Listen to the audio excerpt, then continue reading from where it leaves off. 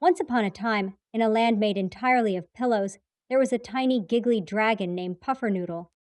Puffernoodle had one big problem. Every time he tried to roar, he sneezed instead. Rachoo! Pillows went flying. One night, the Pillow King invited him to a royal sleepover. But Puffernoodle was nervous. What if he sneezed all the pillows away? He tiptoed into the castle, wrapped his snout in a scarf, and whispered, No sneezing, no sneezing. But then, oh no, a tickly feather floated right onto his nose. Eh!